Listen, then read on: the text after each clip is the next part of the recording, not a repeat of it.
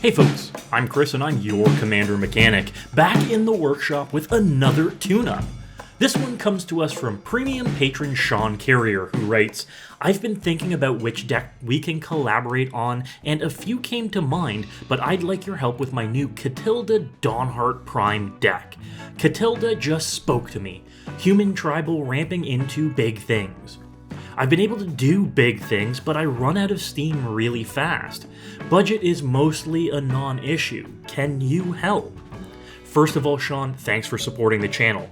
If you'd like to work with me on a tune-up for your deck, be sure to check out my Patreon linked below. Let's take a close look at Katilda.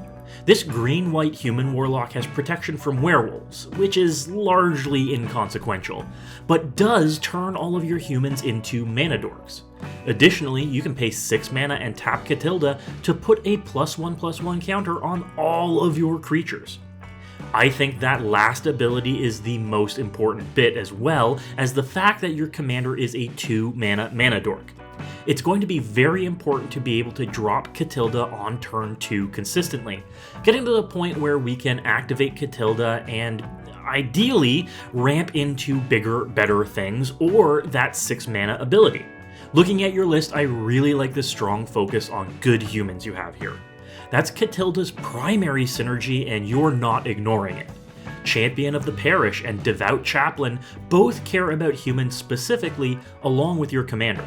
And many other creatures in your deck just so happen to be humans. Destiny Spinner, Augur of Autumn, and Eternal Witness are just plain good and also just so happen to be humans. A good overlap in value and synergy. Then your second synergy is a +1/+1 counter synergy, and you've got some good support that is both human and cares about counters. Juniper Order Ranger, Kyler, Sigardian Emissary, and Abzan Falconer are humans that care about that overlap and are incredibly important to both of our game plans working. Then you have creatures that care about counters but aren't humans. Hamza, Guardian of Erishan, Fertilid, and Conclave Mentor only work with our +1/+1 counter synergies and don't really do a lot if we can't get that game plan off the ground. Fortunately, you've included good non-creature ways to generate +1/+1 counters, like Unbreakable Formation, Rite of Passage, and Cathar's Crusade. So with that being said, we want to prune away anything that doesn't fall within those two synergies. If it's not a human, doesn't give counters, or care about counters, it's gone. This means cutting some of our go-wide pieces of the deck. You really aren't doing a lot of token generation, so pieces like Throne of the God Pharaoh, Slate of Ancestry, and Camaraderie aren't really pointing towards either of your key synergies. If we cut these, we can make room for either more pieces that lean into our first two synergies, or find a harmonious third synergy to lean into. It also looks like you've got some pieces I'd replace for other options. Soul's Majesty is great only if your creatures get large with counters. Garruk's Uprising won't trigger too often since few of your creatures have innately 4 power, and Harmonize is fine, but we could make room for more consistent draw engines. You've also included some fogs in the deck, Haze of Pollen and Repel the Abominable. I'm not a big fan of these types of effects unless we're making better use of them, or if we can use them a few times. Look at Moment's Peace as an option. With Flashback, it's 2 fogs that only take up 1 slot in your deck. As for what I'd add in, some redundancy for your game plan is ideal. Jian Yangu Wildcrafter and Rishkar Pima Renegade aren't humans, but do make +1/+1 counters and allow creatures to tap for mana. Consider them options for when Katilda gets removed a few times or isn't available. And we can put in some untapped synergies. Your commander has 2 tap abilities. So Seedborn Muse and Quest for Renewal, both of these help your game plan of activating Katilda and your other humans turned mana dorks over and over, and could potentially have you activating Katilda's counter ability every person's turn.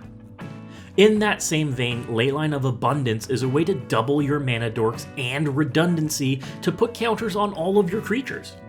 This works alongside your primary and secondary game plan, and gives you a pivot in case those don't materialize on their own. Armorcraft Judge, Good Fortune Unicorn, and Renata Called to the Hunt are all great ways to get counters on your creatures too. To amp up your human synergy, you have some overlap like Abzan Battle Priest. It's a human and cares about +1/+1 counters.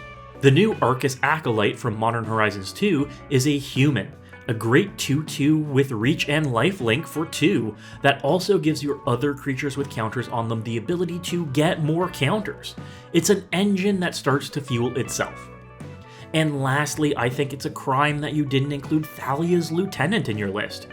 It's a human that puts +1/+1 counters on other humans and gets bigger when you play more humans. Again, an overlap in both your synergies.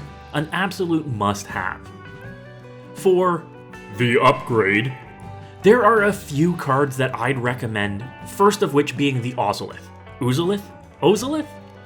With so many counter synergies and your commander being a counter-generating engine, the Ozolith is a great way to bank those counters.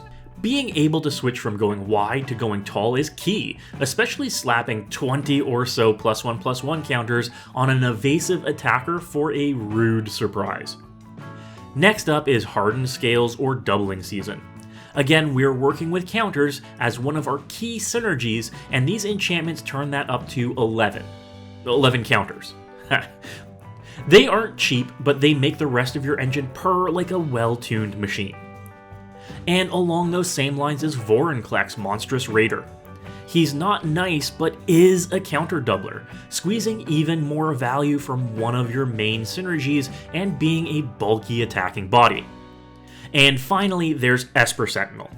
Despite being an artifact creature, this draw engine is, in fact, a human, which means it falls into our key tribal synergy and gets better and better with +1/+1 counters, as that tax gets to increase. It checks a lot of boxes and is well worth a spot. All told, it looks like the focus of the deck has shifted from humans being a primary synergy to counters being a primary synergy, and the human interaction taking the back seat, but still a viable game plan. Now we've got more untapping synergies in the deck as well to play with how we achieve both of those game plans and can help us ramp up that value even further. Check out the full deck list below and be sure to let me know what you think. And thanks again to Shawn for submitting this list and supporting the channel. Shawn, let us know in the comments how you would end up changing your deck. As always, folks, good luck and have fun. A massive shout out to all of the patrons that support the channel. I could not do this without you. In particular, a special shout out to our Lodestone Golems, Andrew M., Ben Davis, Ben Frayne, Jonathan McManus, and Cameron Scott. And our premium patrons are Metalwork Colossi, Judson Bates, Matt Oakes, Matthew Chandler, Sean Carrier, Timothy Conan, and Wyatt M. Thank you, everyone.